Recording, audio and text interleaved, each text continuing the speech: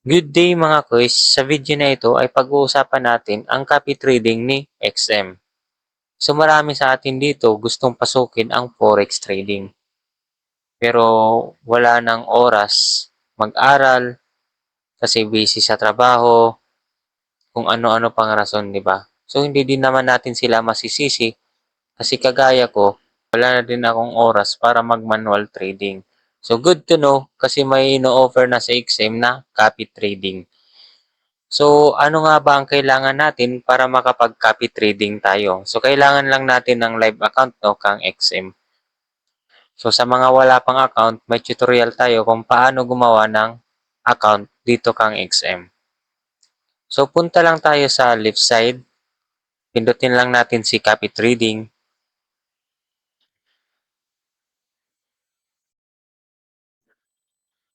So, makikita natin dito sa featured, no, yung mga strategies or yung mga strategy provider. So, makikita mo dito, 39.46% ang return niya within 1 month. So, sobrang laki, no? Wala ka namang ginawa, kundi ang mag-copy lang. Pero syempre, titingnan mo pa rin yung mga detail niya. Kagaya nito, 30% yung fee niya. So, ang fee ay gumagana yan pag may win trade or kung nag-profit yung trades. So, 30% doon ay mapupunta sa kanya or sa strategy provider. So, hindi mo buong makukuha yung profit na yun. For example, nag-profit ka ng $100, ang mapupunta lang sa account mo is $70. Kasi yung 30% nun ay mapupunta sa trader na pinagkopyahan mo.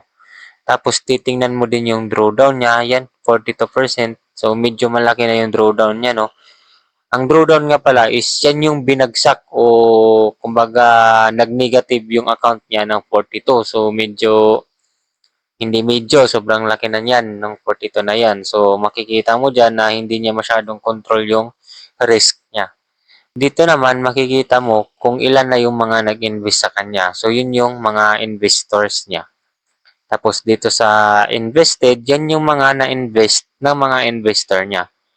Tapos yung own funds or yung capital niya. So dito makikita mo din kung nag-commit ba talaga yung trader na to sa sarili niya, di ba? So makikita mo diyan kung ilan yung capital niya o dineposit niya sa account niya. Tapos dito sa taas, makikita mo yung best performers, high win ratio, high on funds, low risk, at marami pa. Bibigyan ko lang kayo ng kaunting tip pa. Hindi porket nasa best performers yung trader na yan ay sobrang galing niya ng mag-trade. Sadyang na-meet niya lang yung requirements ni XM. So ano nga ba yung requirements ni XM para maging best performers ka? So ito, basahin nyo lang yan. So pag na-meet mo yan, mapapasama ka na sa best performers. So hindi talaga yan hindi talaga yan ibig sabihin na sobrang galing niyang trader. So hindi yan no. So basahin niyo lang yan, may mga nakalagay yan bakit high win ratio, ba't napasama siya sa high win ratio. So ito konting tip lang kasi ito yung kumbaga strategy ko pero kanya-kanya naman tayo ng strategy. Ito ay i-share ko lang sa inyo kung paano ako mamili ng mga trader na pagkukopyahan. So ako ay pumupunta ako sa low risk, tapos hahanapin ko yung 15% pababa ang fee. So kagaya nito, ito. Yung fee niya is 15%. Tapos pipindutin ko yan. Once na pinindot mo yan, dito makikita mo yung leverage niya, yung minimum investment na nire-record niya, yan. Tapos makikita mo din dito yung trades won tsaka trades loss niya. So kung nakikita nyo dito, may 389 na siyang napanalong trades at may 275 din siyang trades na natalo. So medyo pangit yung medyo pangit yung records niya kasi halos magkalapit lang yung trades loss niya tsaka trades won niya. Yun. Dito makikita mo kung gaano na siya katagal sa copy trading ni XM. So may 1, 2, 3, 4, 5. 5 months na siya. Tapos makikita mo din dito yung mga returns. So, yun ang tinitingnan ko is yung 15% fees pababa, tapos tinitingnan ko din yung trades won niya tsaka trades loss niya. Tapos dito ay dapat 4 months pataas na yung record niya. Yun. So dito medyo alanganin ako sa trades won tsaka trades loss niya kaya hindi ko ikokopya to. So hanap tayo ng iba.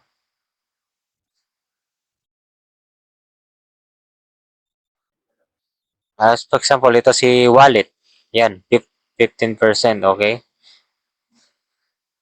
15% yung fees niya, tapos yung minimum investment niya is $100 lang. Tapos kung makikita mo dito, yung trades won niya ay 115, tapos yung trades loss niya ay 24 lang. So medyo, para sa akin, medyo okay yung record niya, di ba? Tapos ang last na tinitingnan ko ay kung ilang buwan na siya dito sa XM Copy Trading. 1, 2, 3, 4, 5. So, ayun. Since ang requirements ko is 4 months pataas, so pasok na to. Kasi 5 months na siya dito sa copy trading ni XM. So yan, pwede kong i-copy yan.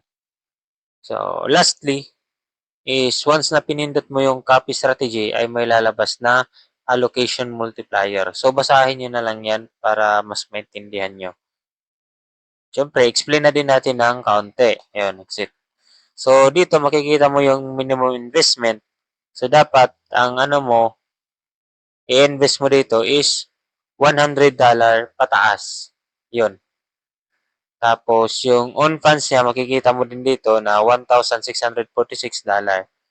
So ibig bang sabihin nun na pag nag-lot size siya dito ng one standard lot ay yung lot size mo ay one standard lot na din.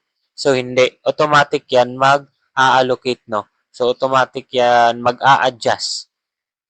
Pero kung pareho kayo ng capital, for example, ang capital mo ay kagaya sa kanya na 1,646.52. So ito din yung magiging maximum lot size mo. So yan yung magiging maximum lot size mo, no. Pero kung ang capital mo lang is yung minimum na ni-required niya, 100 lang. So ito yung magiging maximum lot size mo. So automatic yan, no. Pero kung gusto mo talaga na fix yung ano mo, for example, gusto mo na 0.10, dapat ito yung magiging capital mo, $165. Pero kung gusto mo na hayaan mo lang siya, dito tayo sa investment amount. So, for example, may $200 ka, yan, $200. So, ito yung magiging lot size mo. So, dito makikita mo yung copy open trade. So, para sa akin, di ko nire-record yan, no? For example, may mga naka-open trade na siya, ikakopy mo pa rin. So, para sa akin, medyo pangit siya. So, wag mo na lang i-check. Pero nasa sa inyo naman yan. Ito'y sa akin lang naman sa kung paano ako mag-copy trade. Nasa sa inyo pa rin yung decision yan. Tapos, dito, pwede ka mag-set ng take profit, tsaka stop loss. So, sa akin, hinahayaan ko na. Since nag-copy naman ako, kumbaga, pinasok ko na yung copy trading, ipapaubaya ko na sa kanya lahat yan. So, ayun, pipindutin ko na lang yung copy. So, yun lang. Sana nakatulong ang video na to. Please share, follow, and subscribe for more videos like this. Thank you.